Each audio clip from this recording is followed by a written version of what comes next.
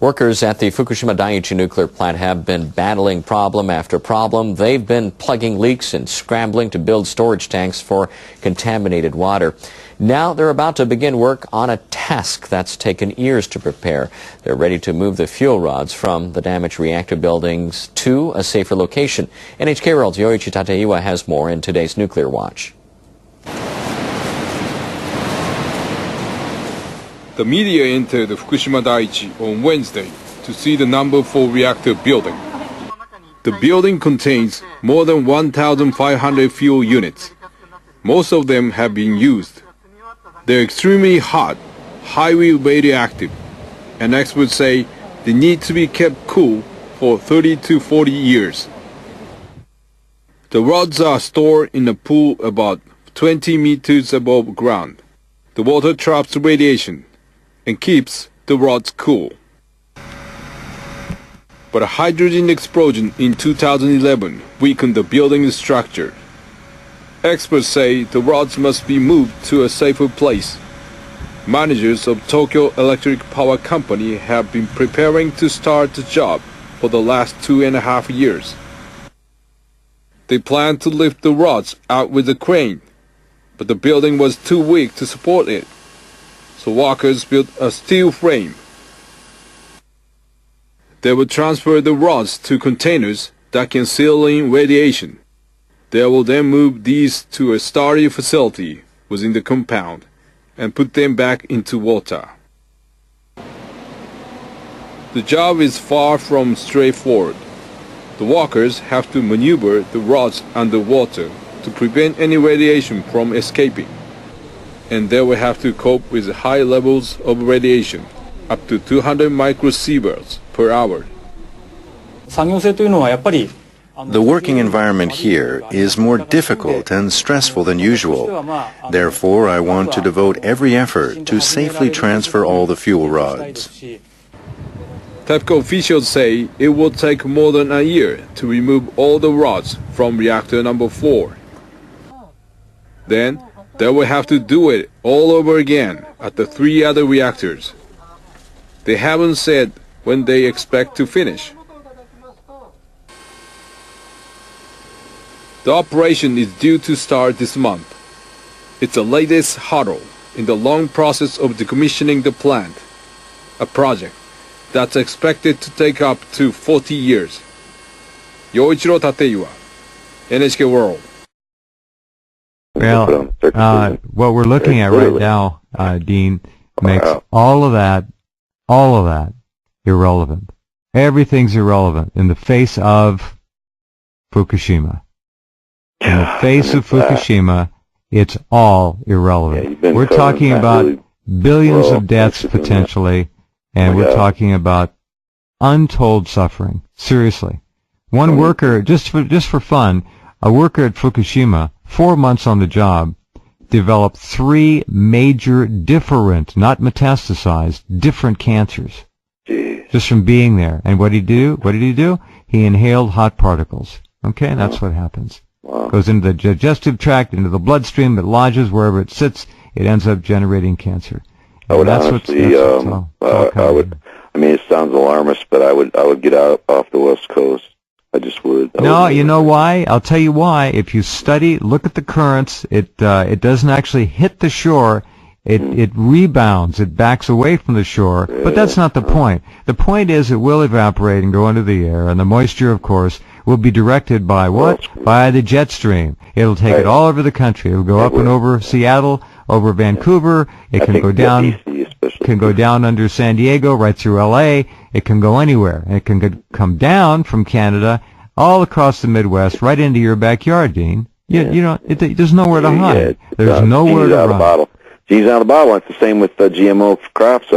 We can't put it back in. No, this is worse than that, though. That doesn't matter anymore. The Pacific Ocean is dead. It's dead. No. You hear about the sailor, the mariner? No. The yachtsman. He commonly makes a trip every few years from Osaka to San Francisco. He knows the ocean. He hasn't been since Fukushima. It was 800 days ago now. He made the trip 4,000 miles, 3,000 nautical miles from Osaka to San Francisco. He saw during the entire trip 2 fish, 1 bird, and 1 whale with an enormous tumor on it. That's all he saw during the whole trip. He said the ocean is broken. It's just, and then I heard there were, did you hear about the thing where they were using like these, basically coercing people to be like slaves at this plant? Well, sure, they bring them in there, they pay off their debts, and they're indentured servants. And they're going to start bringing in foreign workers pretty soon from, Southeast Asia. They'll bring them in. The Bangladeshis will come in, pay them $12 a day, money they've never even seen before, and they'll grind them up and kill them off, and then they'll bring in more. There's no way to fix it. No way to fix it. The head of Tokyo Electric Power Company says the utility is preparing a new report on the crisis at the crippled Fukushima plant. The announcement comes as the company tries to gain understanding to restart 2 other reactors in central Japan. TEPCO managers released their first report on the nuclear disaster in June last year. The evaluation was based on the company's own investigations, but many questions were left unanswered. So TEPCO President Naomi Hirose says the company is preparing another report. He told the lower house body that the new panel includes nuclear power experts from the United States and Britain, and that the report will be released soon. A technical team in Niigata Prefecture is examining the safety features of the Kashiwazaki-Kariwa plant, where the utility hopes to restart 2 reactors. TEPCO management apparently decided a further probe into the nuclear accident in Fukushima was needed to gain the prefecture's approval. Hirose says a copy of the report will be given to Niigata officials for review. An executive of Japan's ruling party has suggested the government may not be able to achieve its decontamination goal for areas near the crippled Fukushima Daiichi nuclear plant. He hinted that the government may need to review its target.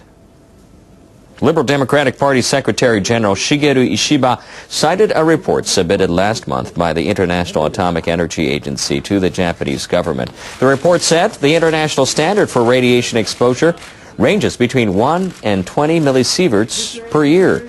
The Japanese government has set a goal of 1 millisievert per year for areas surrounding the plant. The report says that target cannot be achieved quickly through decontamination efforts alone. It calls for government officials to make that clear to people living near the plant. Ishiba said the Japanese government should carefully analyze the team's recommendations and study decontamination standards in other countries. It's not desirable for people affected by the situation to be without the prospect or hope of change. He said the government and the LDP should hold a serious debate over how to improve the situation. The International Atomic Energy Agency is sending marine monitoring experts to Japan. They'll give advice on the problem of radioactive water leaking from the crippled Fukushima Daiichi nuclear plant. The global nuclear watchdog says 2 members of its marine environment laboratory in Monaco will stay in Japan from Wednesday through next week. The experts will test samples of seawater and analyze them for radioactive materials. They'll also ask officials how they monitor the seawater. The IAEA plans to send another team of experts later this month. They'll also inspect the decommissioning process for the reactors. IAEA Chief Yukiya Amano says Japan needs to cooperate with international organizations to deal with the problems at the Fukushima plant. He says this will help the country to regain the trust of the international community.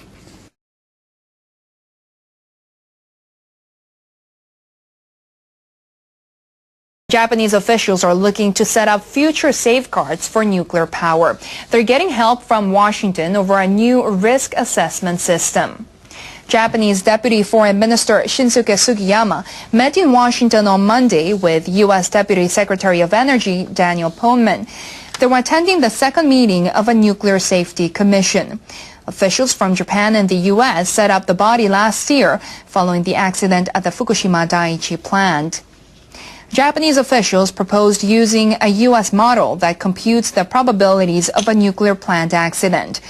The system quantifies factors like natural disasters, malfunctions, and human error to determine high-risk areas. Experts from both sides will put their heads together on how to implement the system in Japan.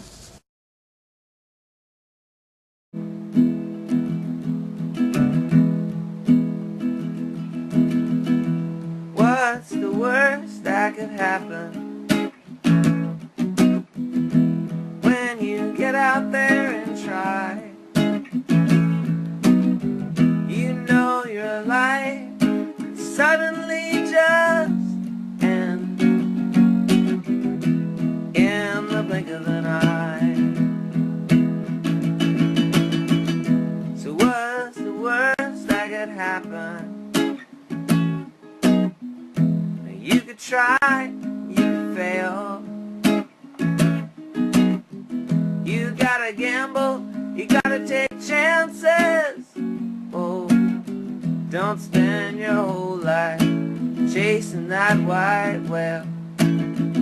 Don't spend your whole life. What's the worst that could happen? What's the very, very worst? In order for the worst to happen, you gotta do something first. What's the worst that could happen? So you end up all alone, out on the street, sleeping on a mattress, a complete unknown. What's the worst that could happen? You feel sad a couple days. You pick yourself up, bow your head and give thanks, and then you're on your way. And then you're on your way. What's the worst that could happen? Was the very, very worst. In order for the worst to happen, you gotta just do something first. So, what's the worst that could happen when you get out there and try? You know your life could suddenly just end in the blink of an eye. In the blink of an eye. In the blink of an eye.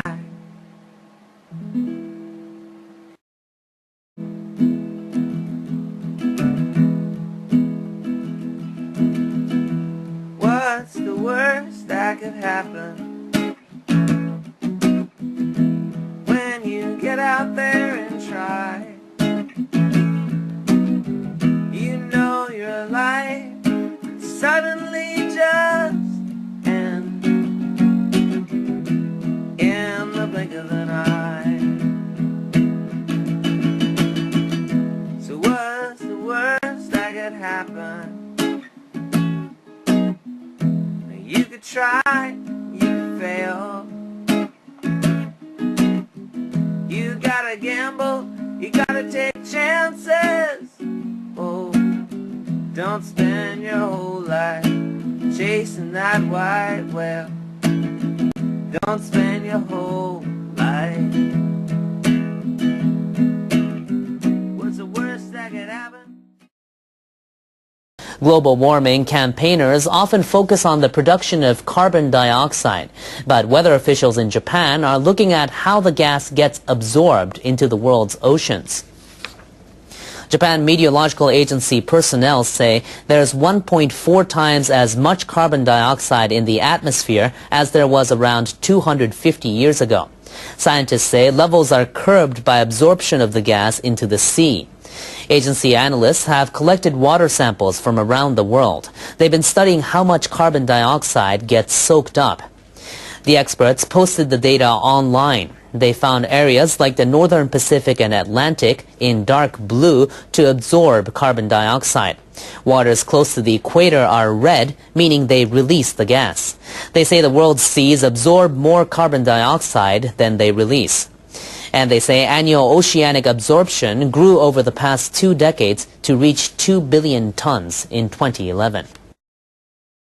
Now, Japan's Agriculture Ministry may stop a subsidy program for rice farmers. The policy was implemented 40 years ago to stop rice prices from falling. Now, since the early 1970s, ministry officials have set annual rice production targets with quotas for producers. Each participating farm receives a subsidy. The officials are planning to end the rice production adjustment program by fiscal 2018.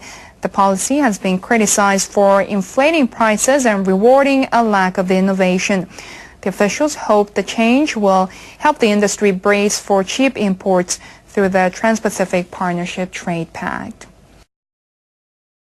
Well, people in developing nations need help dealing with climate change, help from people like the Japanese who are considering extending billions in financial aid.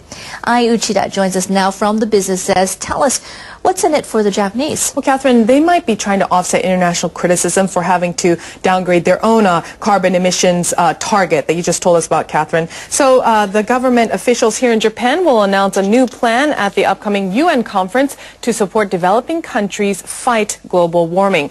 They plan to commit to $16 billion worth of aid. The funds will go to Pacific Islands as well as Asian and African countries facing sea level rises and climate change. They'll be provided over 3 years through 2015. The plan is to counter storm surges as well as construct thermal power plants less harmful to the environment. Japanese officials will also announce the 2017 launch of a satellite to monitor greenhouse gases emitted by developing countries. And they'll discuss the implementation of eco-friendly technology by the 2030s. Developing countries are expected to seek $35 billion worth of aid at the conference. Japan's proposal covers about 40% of that amount. Japanese leaders have struggled to satisfy the country's energy needs ever since the accident at Fukushima Daiichi. The nuclear crisis led them to shut down reactors across Japan one by one. They say because of that, they have to revise their targets for reducing greenhouse gases. The officials set a base year of 2005. They say by 2020, they hope to reduce emissions over those levels by 3.8%. Government leaders are expected to approve the change next week, and Japanese delegates will submit the target at a United Nations conference on climate change in Warsaw, Poland. 4 years ago, Japanese promised to slash emissions by 1/4 over 1990 levels. The new target is about 3% higher.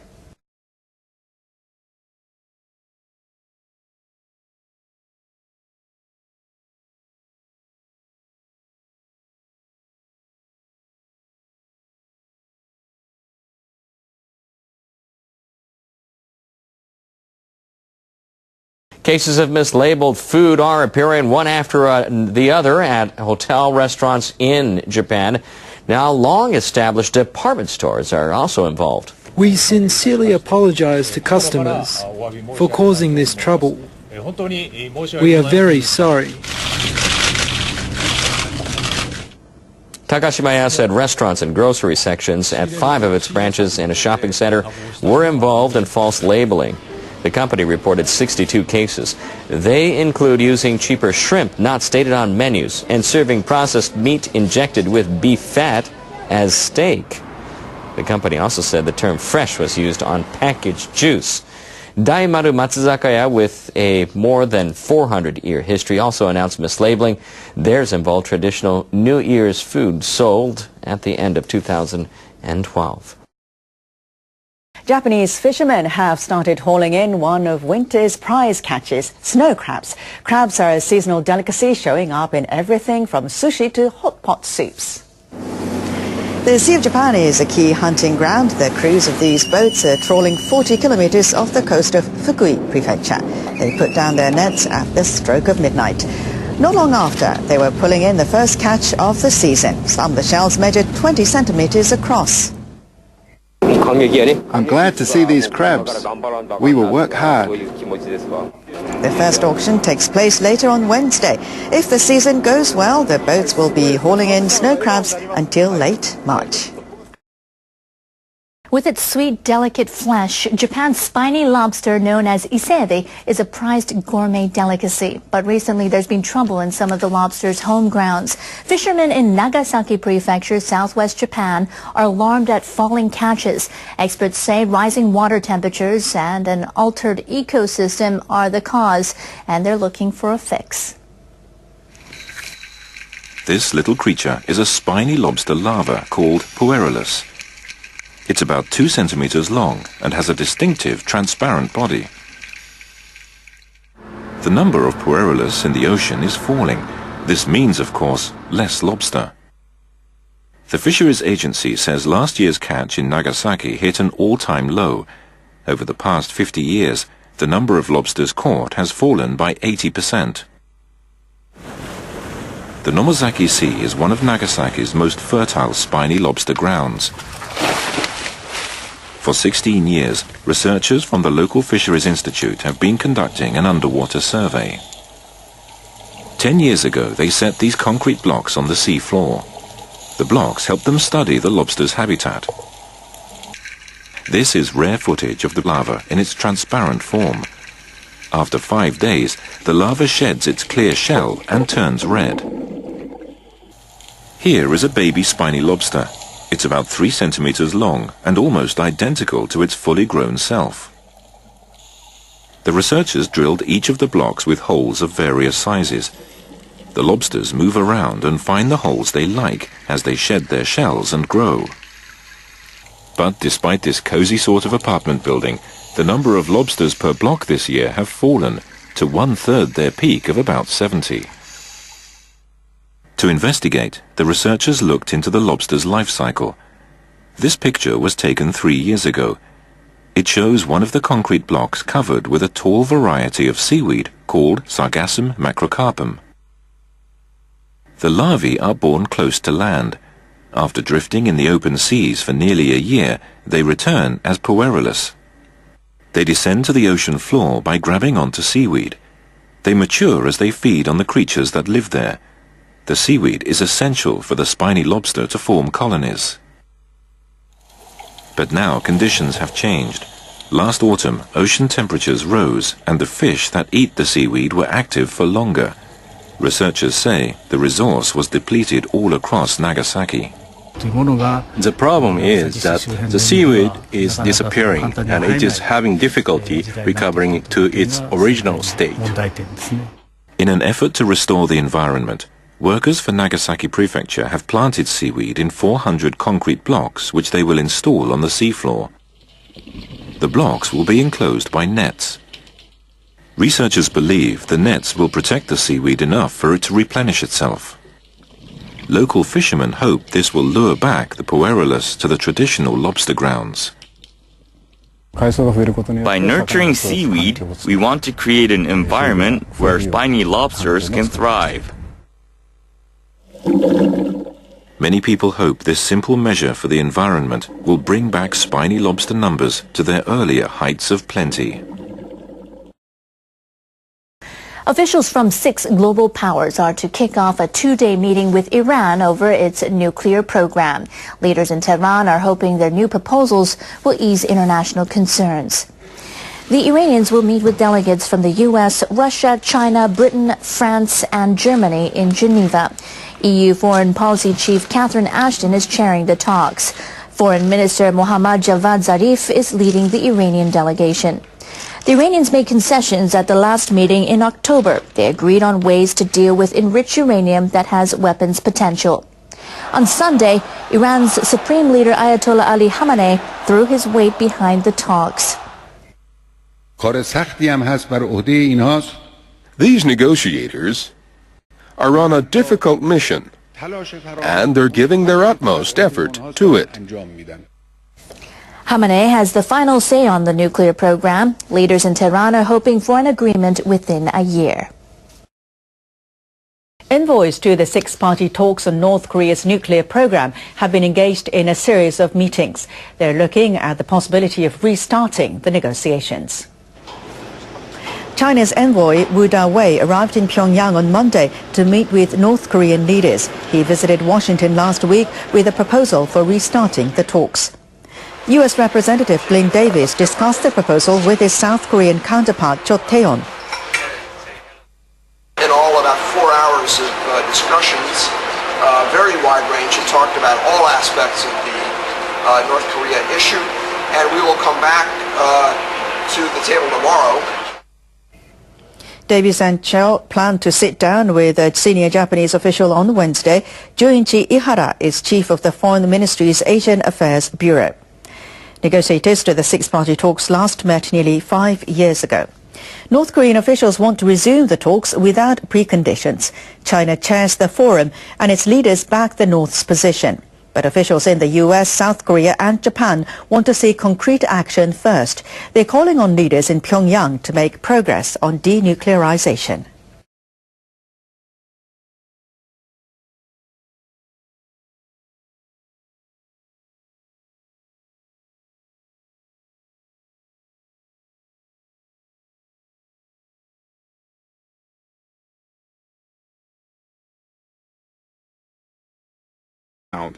And put them back into water.